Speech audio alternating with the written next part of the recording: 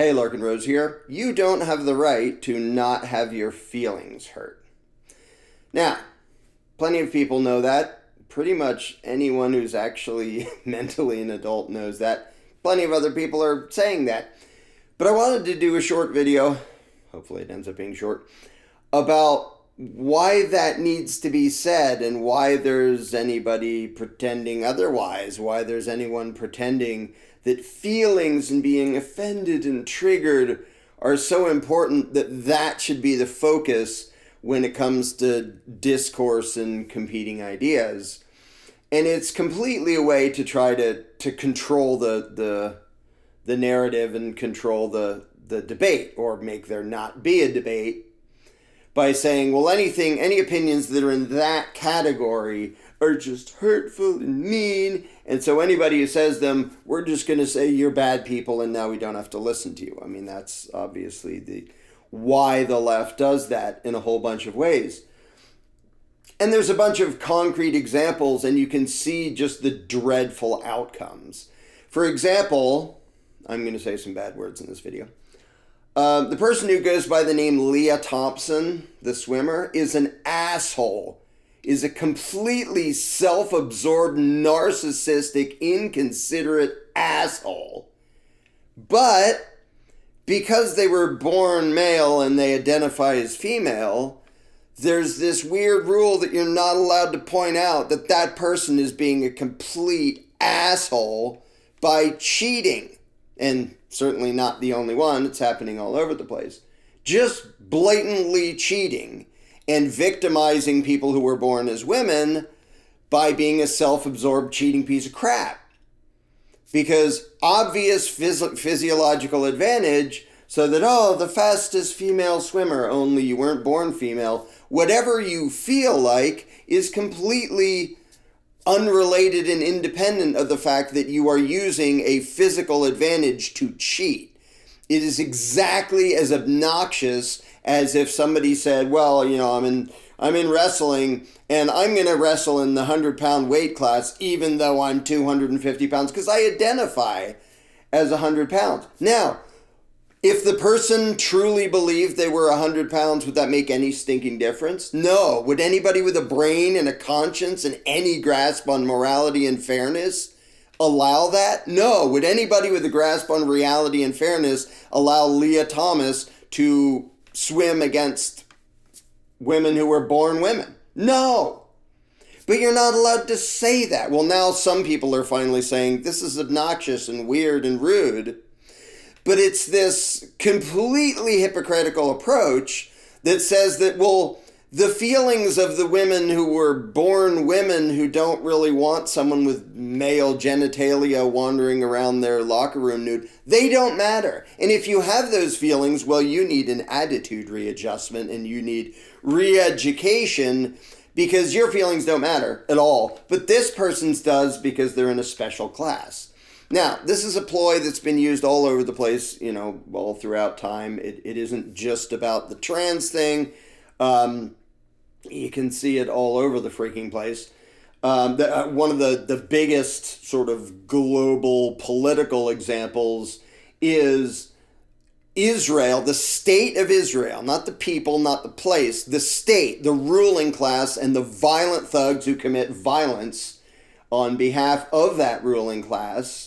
If you criticize them, if you criticize the state of Israel, some people, well, you're just anti-Semitic. You're not allowed to criticize those power-happy, sadistic, murderous tyrants because they're Jewish. And Jewish people can wave this thing of, well, we were victimized over there at a different time in a different place. Therefore, no matter what we do, you're not allowed to be critical of individual Jews who do that. Now, I realize some people do the stupid thing of blaming the Jews for what some individuals do. And I'm not talking about doing that. But the flip side of that is you're not allowed to blame anybody who's Jewish if they do something obnoxious, or who's gay, or who's trans. You know, the preferred categories, even black has gotten a lot of mileage from the leftist, you know, political activists, that it's like, well, you're not allowed to criticize people who you would absolutely criticize if they were white, but you have to like give them more leeway because they're black.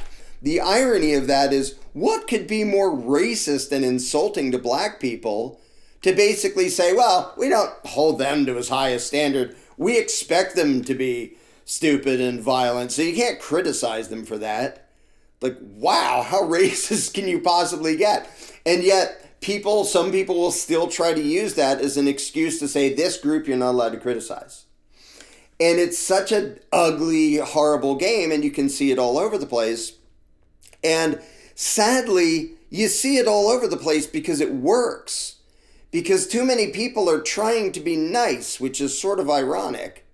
They're trying to be nice and like, well, I don't want to offend people, and I don't want to trigger them, and I don't want to make them feel bad. That should never be your priority. What is true and what is righteous is the priority. And if somebody is offended by what you think is true and righteous, even if you're wrong, who cares? Say it anyway. If the truth hurts some people, they need to be hurt. If it's going to hurt their feels. Now, one of the most ridiculous hypocrisies of this whole game is the fact that the vast majority of people, by way of voting and their political beliefs, advocate actual physical violence, violent aggression against everybody they know in the form of taxation and legislation and everything else. So you get this bizarre combination of, you're not allowed to say anything that hurts my feelings because I'm going to call that violence. No, that's not violence. That's your feelings getting hurt. I'm going to call that violence, and then I'm going to ignore the fact that I actually vote for government to use actual violence against actual people. And one of the most just extreme ridiculous things is in Canada, them trying to enforce the pronoun thing, where you have to call somebody the right pronoun because they have the right not to be offended. No, you stinking don't. They don't, and nobody else does, including me. I don't have a right to have nobody say anything that offends me, or that criticizes me, or even that hates me. And so often they jump to the thing of, this is hate speech, because somebody calmly laid out why. Well, here's why I have a different opinion. You're just hateful. First of all, no, they're not the vast majority of the time. That's just a stupid excuse to try to condemn and silence the messenger so you don't have to respond to the message. But second, you don't have a right to not be hated. You don't have a right for people to not criticize and condemn you. And I don't give a crap what group you're in. That's still true.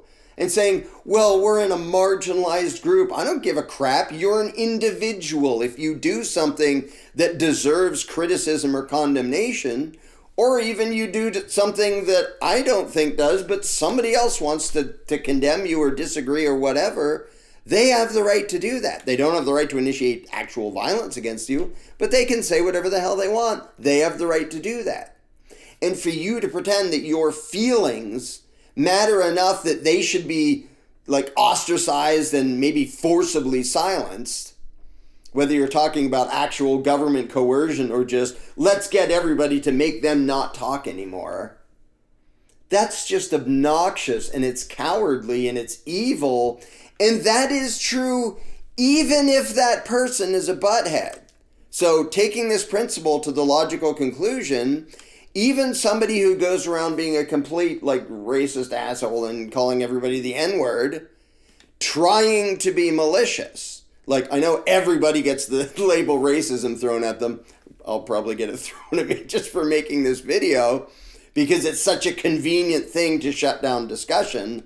It's like, well, I'm going to call you a racist, and now instead of like explaining whatever point you were explaining, you have to defend yourself against that made up bullshit and be on the defensive. Like, that is the ploy. It's completely manipulative and cowardly and dishonest. But if somebody is all the way actually a racist and is calling other people the N-word, do you know what that justifies? You can say words back at them. And that's all. It doesn't justify a violent response.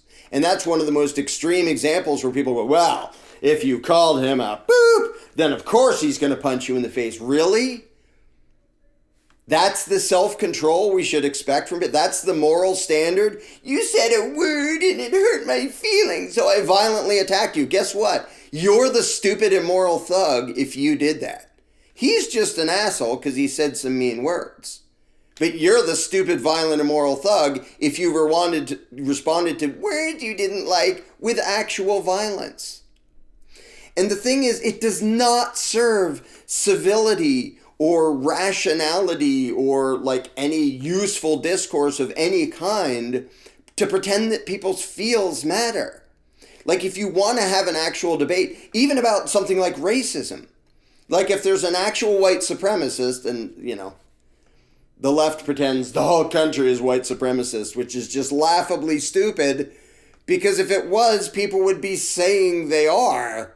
No, they're all hiding. If the whole country is white supremacist, why are they hiding?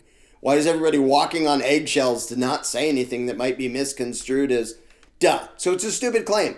So of the 3 white supremacists there actually are, well, the left is pretending it's like anybody who's white. Let's say there's actually a white supremacist and he says, I'm going to spell out why I think the white race is superior. Now, invariably, it's usually a white dumbass who's trying to take credit for things he didn't do that other white people did. I did a video about that before. But even in that case, what good does it do to just say, you're just hateful and should be canceled? Whose mind do you think that's going to change? It's not going to change his. Probably nothing will change his mind. But if there are any onlookers and they're like, okay, I'm listening to his points, what are the other points? Oh, the other points are, you're mean and hateful and we're not going to listen to you. Okay, so that's it? You don't have a rebuttal or an argument or a response to what he actually said? And the irony is that actually strengthens the opinion of people who are often assholes. Like when somebody points out that statistically speaking, the number of violent crimes, according to like FBI statistics, which I don't exactly trust, but the number of violent crimes committed by blacks is higher than the percent in this country is higher than the percentage that they are of the general population. Now, you can say those statistics are inaccurate. You can say that there are other reasons that aren't about race. And by the way, I totally agree. But to just say you're hateful for saying a number, for pointing out a fact, that's stupid. And it actually helps the people saying this is because they're black and they're just automatically violent and evil, which is patently stupid. But if you don't actually have an argument and reasoning to point out why they're stupid, they're going to get more and more followers because people are watching and go, well, they made some points and you just had a tantrum.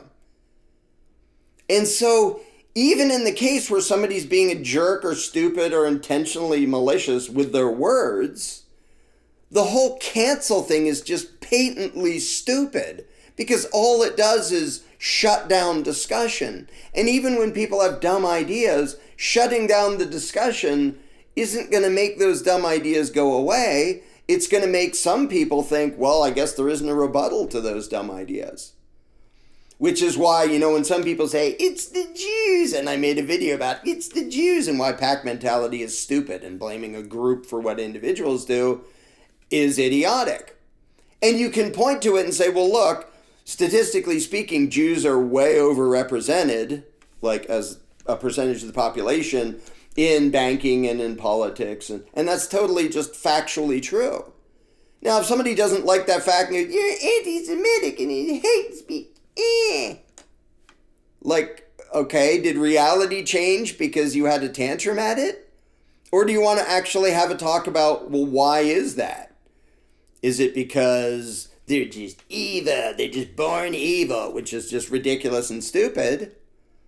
Or are there cultural things about Jewish people that tend to focus on financial success and education and working hard, and so that if they happen to have those general traits and they happen to get into finance, they'll probably do really well. And if they get into politics, and if you get somebody who has those positive skills and happens to be a sociopath, he's probably going to be a successful sociopath. As opposed to, well, there's that other sociopath who's uneducated and stupid and short-sighted, and he just runs around beating people up. Like, well, he's no more moral or immoral. He's just as bad as the other one. He's just not as successful because he didn't have those other skills. But if discussions like that can't even happen, and they can't in most places in this country, you get people giving arguments that are going to convince some people because they don't see anything on the other side. And people know, like, if you want to make lots of people resent and hate trans people, what the left is doing is the perfect way to do it. To give the impression that as soon as somebody is trans, you can't criticize anything about them. You can't point out that they're being an asshole like Leah Thomas, whatever it was. You can't point out that they have obvious mental issues, like, what's the guy who prances around like a girl? Dylan Mulvaney. You're a fucking basket case. You have issues, and that's true regardless of what you identify as. And nobody dares to say something is not right in your head. Your grasp of reality is way off. And if we're not allowed to have that discussion because there's certain people whose feelings you're not allowed to hurt, what impression do you think that gives to the rest of the world? And the thing is, I know there's a bunch of gay people who are like, oh God, I hate how the movement makes us look and pretends that we're above criticism. We're just people. And there's a ton of black people who are like, stop like assuming that we're going to be violent and stupid. Like, why are you holding us to a lower standard and thinking that's somehow good for black people? And then there's trans people who are like, yes, there are groomers, there's a bunch of creepy stuff going on, and there's a bunch of demented, unfair crap going on, and for other trans people to pretend it's okay because we're not going to criticize one of our own, that's going to make the whole world resent and hate us. And you can actually see now the backlash against all the woke BS that Hollywood's pushing, and now the go woke, go broke thing is happening all over the place. People like, screw you. Like what happened to Bud Light, because they just made a stupid beer can. People are tired of this crap being pushed on them in a way that doesn't just say, oh, this is here, don't violently attack these people, which everybody would go, yeah, don't violently attack anybody. Like, you know, you can look back in time to when people would just violently attack somebody for the color of their skin or for saying they're gay. Like, for a long time in lots of places around the world, you could get murdered for saying you're gay or having the wrong skin color or doing all sorts of things, all sorts of victimless crimes. You could get murdered for it. That was really damn bad. I'm all in favor of actual tolerance. Actual tolerance doesn't mean you like it. It doesn't mean you support it. It means you allow it to exist. And that's all. It doesn't even mean you don't criticize it. It doesn't mean you don't think it's gross or stupid or destructive. It just means I'm going to allow it to exist. That's what the word tolerate means.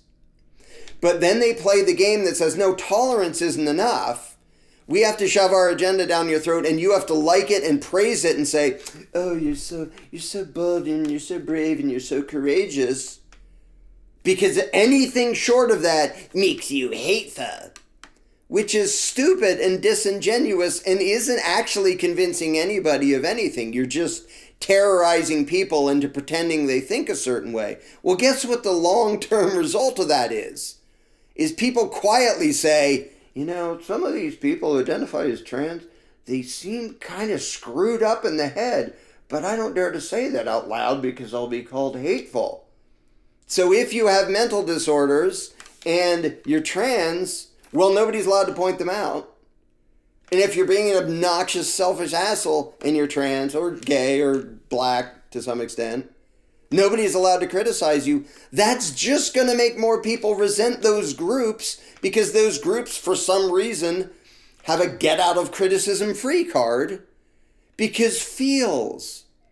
So ironically, in the end, it doesn't help anybody to have this stupid, triggered mentality that as if your feels matter. Like, okay, somebody said something mean. That's called life.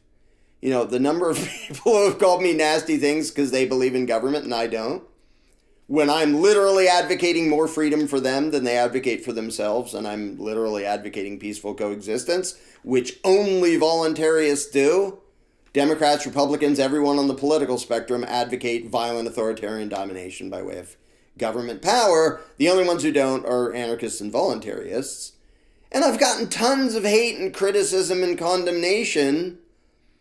And I'm not out there going, those people shouldn't be allowed to speak. What do I do? Well, I don't have that option because I'm in the minority. If I wasn't, I still wouldn't use that option. What I do is say words that describe an alternate way of thinking. I give a response, a rebuttal, an argument. And as soon as a group is like, well, we're not very good at that, so now we're going to take this privilege of you're not allowed to criticize us no matter what, that gets creepy and stupid, and all you're doing, like in the short term, it's like, oh, now they accept us. No, they stinking don't. You bullied them into not daring to say it out loud. Nobody's accepting you because of that. Nobody's cheering for you because of that. Most of them are thinking, oh, God, I have to put up with this freaking agenda and like not allowed to say anything because everyone's going to get triggered and everybody's super sensitive. So you can't say anything that can be construed as maybe something critical of any individual that happens to fit in one of these categories. Trans or gay or Jewish or black or, whatever it is this week. That doesn't do humanity any good. Literally pretending, like for one example, the N-word. That this huge group of people is allowed to say it, this huge group isn't. And if somebody says that word, we shut down our brains. Instead of being able to address the pack mentality and explain why it's stupid and actually have an exchange of ideas, it's like, well, they gave a rude opinion we didn't like really rude and racist and dumb. But instead of rebutting it, we're like, everybody don't listen to him. And one of the most glaringly ridiculous examples of this, I can't remember if it's changed since then. For a long time in Germany, it was illegal to have a copy of Mein Kampf that was written by Hitler.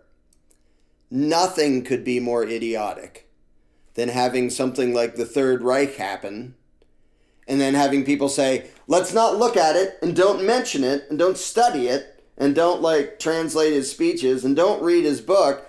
Don't try to find out why the hell that happened. Why a bunch of well-educated, advanced and civilized and, decent people cheered for this psycho and then you got a freaking world war out of it. Instead of looking at that and going, well, what convinced these people? How did that work? It's like, we're not going to think about it. It's just evil. We stick it in the category of evil hate and we don't want to know anything more about it. Even when it is evil, even when it is hate, if you don't want to know anything more about it, then you don't know how to combat it. You don't know where it came from. You don't know why that came out of nowhere and suddenly was this huge movement. You don't know what really happened, and you don't know how to avoid it next time. And so the whole thing of shutting down rational debate because of your feels doesn't ever help anybody in the long run except the goddamn ruling class. And that's why they do it. Because they're trying to play divide and conquer game. When they push the trans agenda, it's not because they give a damn about trans people. They're robbing you and controlling you and bossing you around just like everybody else. They don't give a crap about your freedom or what you want. They are using your victimhood, whether real or perceived, as a way to divide people into groups so that they can gain control over both of them. And it's true of black and white. It's true of, any division you can think of, rich and poor. And so what's so sad to me, and Thomas Sowell and Walter Williams, both of whom are black economists, and I've been a fan of both of theirs for ages, since before I was even a voluntarist, where they point out, I think it's Walter Williams that has the book called The State Against Blacks. And he points out how government helping black Americans did more harm to the family and the financial success and the literacy rate and a whole bunch of things than literal forced segregation and even slavery did. And they're not saying, because those things are good. Yeah, those things are obviously evil, but are caring now that nobody's allowed to say, okay, you're pretending to care, but what's the actual outcome? You're just hateful. If you don't support reparation, then you're hateful. If you don't support affirmative action, then you're hateful. If you don't support quotas of this and that, the other thing, then you're hateful. And we're going to dismiss anything as hateful, even if you can point out statistically that the group the government claims to help is being hurt like really hurt, like destroyed by the government welfare state, for example. Well, you're not allowed to say that because Feelz. And the result is a bunch of just desperate, helpless, hopeless people whose families are destroyed, who have no hope for the future, who don't know what they're doing, are drug addicted, and they're committing crime. And it isn't because they're black. It's because government helped them. And nobody dared to say, wait, are we allowed to think and discuss things? Because what you're pitching as help and compassion isn't. It's going to make things worse. And one of the most amazing things to me was reading a thing by Frederick Douglass called, the title has changed over time for obvious reasons. One point it was called like What Shall Be Done with the Negro? Because slavery had just ended. He had been a slave. Like if there was anyone in a position to say, yo, somebody owes me something because you just treated me like property for a big chunk of my life. That's about as bad as you can get. Where's my free stuff? Like if anybody ever had a justification for thinking that, it was Frederick Douglass. And he wrote this article just amazingly insightful, realizing government help is going to make it worse. And you can pretend to have compassion, you're gonna make things worse by helping. All we want is leave us alone. Like when we're going to work, when we're living our lives, leave us alone, don't attack us. And he said something like, if we can't stand on our own feet, let us fall. And to have that insight after personally being a victim of that 2 seconds later, that's because he had the intellect and the understanding, not just the feels, because if he went by his feels, he'd be like, this was horribly unfair and I suffered horribly and like lots of people I know suffered horribly. Where's our free stuff? And if anybody says, wait, I'm not sure free stuff is the thing to do, which Thomas Sowell and Walter Williams, both of whom are black, did a great job of explaining how that free stuff and that compassion and government trying to help out doesn't help. And that's the conversation that the people in power don't want us to have. They don't want there to be an actual exchange of ideas of people who say, well, here's why I think what you identify determines whether you're a man or a woman. And other people to say, well, I think being a man or a woman is a biological thing regardless of how you feel. Should we have a discussion about it? No, you can't have a discussion because they're evil and hateful. Make them stop talking. All you're doing is shutting down thought, and you're doing it on both sides, and you're training people to be triggered, emotionally unstable wusses who can't even explain what they believe. And so you get the Matt Walsh thing of what is a woman, which, I mean, Matt Walsh is obviously a statist. He does a bunch of funny things that are cool. He's constantly called like racist and hateful, and I've like literally never seen him say anything I would categorize as that. He's totally a statist. He advocates for state aggression in ways I think are totally immoral and I would disagree with. But the whole what is a woman thing is a perfect illustration of what happens when people aren't allowed to have a discussion. Especially, well, it's an uncomfortable discussion, so we can't have uncomfortable discussions. And then people are yelling at him, you're hateful and you're spreading hate. What a stupid thing to say. Like, okay, you didn't listen to him at all. And if he's wrong, explain why he's wrong. And that's true in every direction of everybody. But like I said, the only people who actually benefit from shutting down the discussion, it isn't the racists. It isn't their victims, it isn't gay people, it isn't trans people, it isn't straight people, it isn't religious people. The only people who benefit from shutting down an actual discussion are the control freaks who want us to be at each other's throats. Because actual tolerance doesn't mean including everybody that I think are in these groups should be included and condemn and silence and censor everybody else. I've said this before, I'm going to end here with this, because I'm going to say it again. The only tolerant people in the world are voluntarists. Because they're the only people who don't advocate violent aggression against their fellow men. And you tolerating things and groups and movements that you're in favor of, whoop-de-frickin-do. Who doesn't tolerate the things they agree with? I tolerate things I disagree with. If somebody wants to say, those dadgum Negroes, here's what's wrong with them and they should get out of the country. If he's not advocating violence, I would tolerate that person and then explain why he's an idiot. Somebody saying, it's all the fair to the Jews. I tolerate them and that I don't violently attack them. I point out why they're stupid.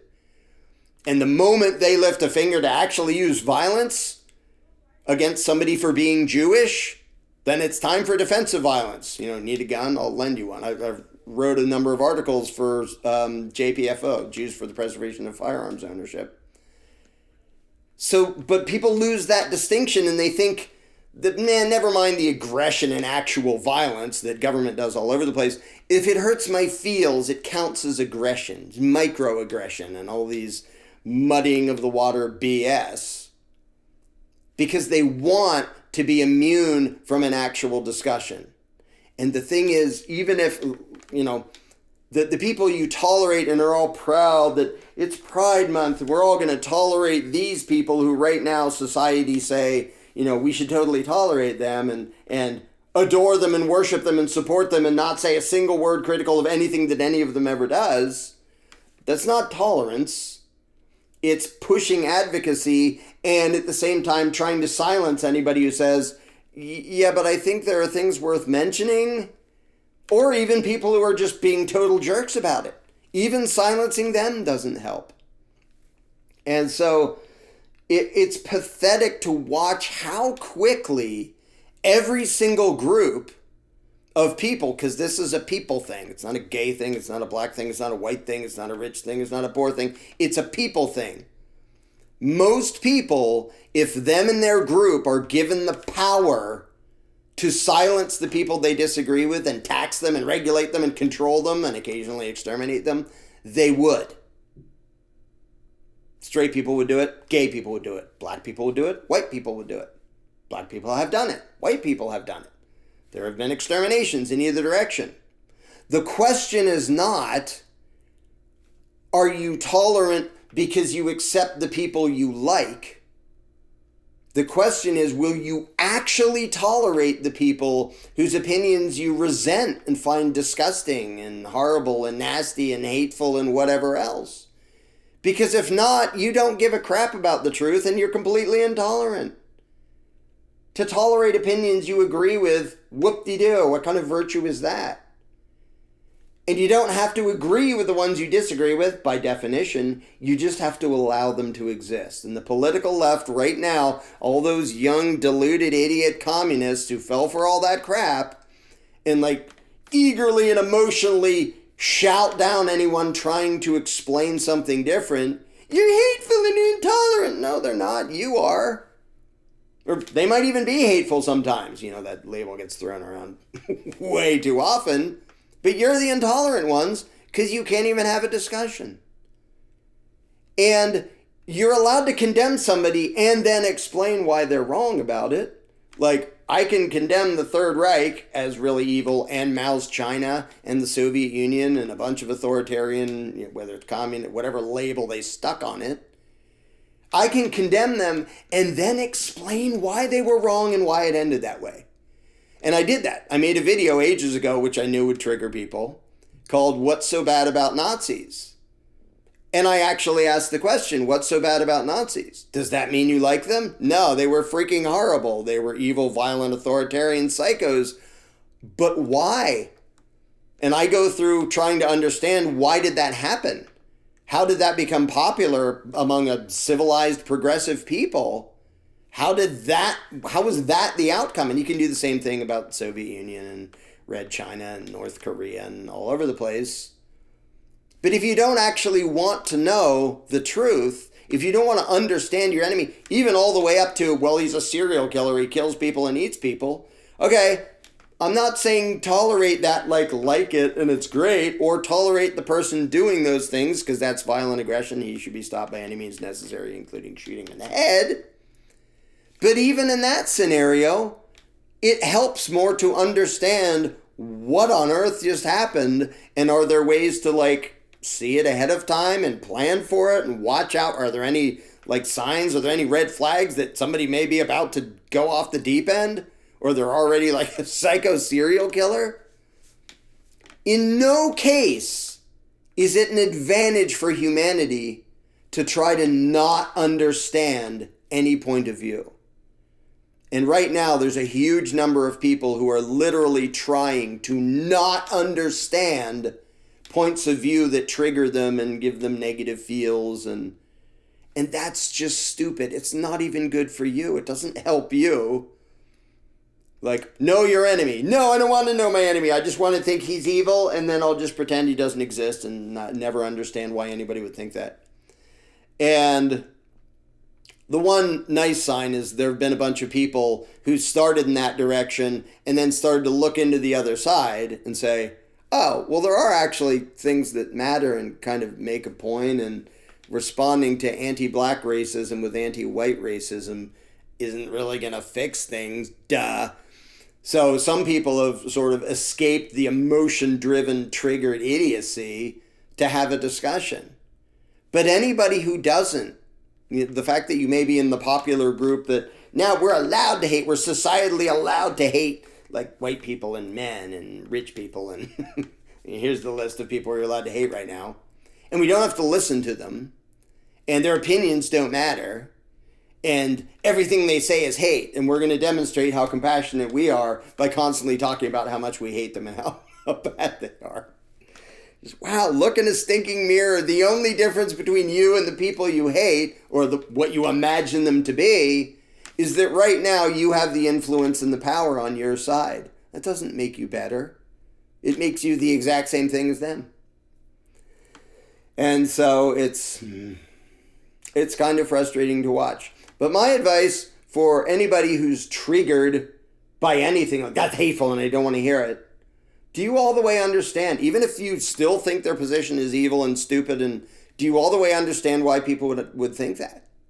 Why people who are like educated and seem to be like civilized and productive, why would they have that opinion? Because I understand why people have opinions I disagree with. That's how I'm able to confront them and debate them and point out the mistakes in their logic and their reasoning. I can't do that if I don't understand what they believe. And for you to take any group and go, they're just full of hate, you're never going to understand them. You're never going to rebut them. You're never going to convince anybody that they're wrong. You're just going to be in your little enclave of hypersensitive, unthinking, emotional, feels-driven idiots. Maybe try to not be that.